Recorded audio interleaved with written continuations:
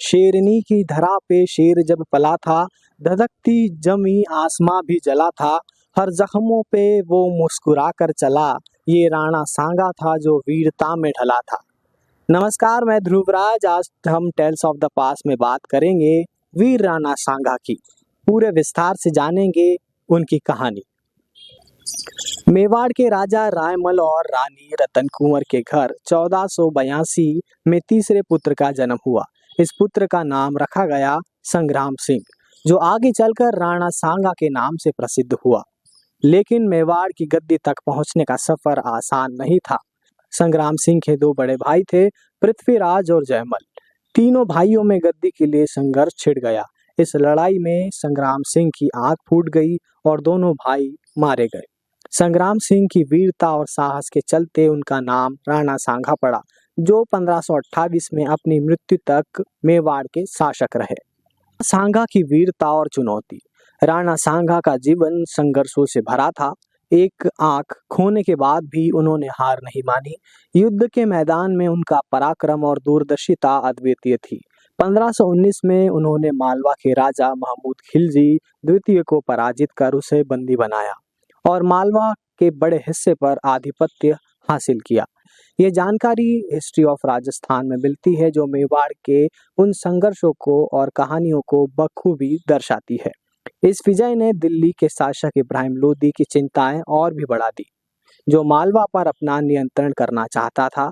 इसी कारण 1519 में धौलपुर में राणा सांगा और इब्राहिम के बीच युद्ध हुआ, जिसे धौलपुर का युद्ध भी कहा जाता है।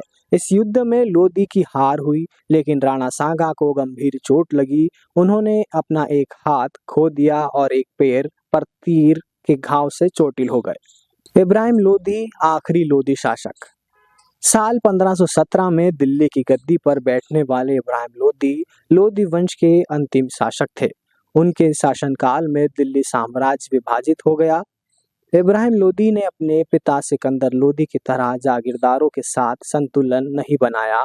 इसके विपरीत उन्होंने छोटे जागीरों पर पूर्ण नियंत्रण स्थापित करने का प्रयास किया।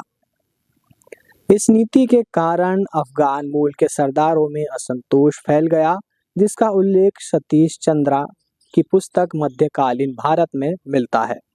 बाबरनामा में राणा सांगा के बाबर को बुलाने का जिक्र मिलता है।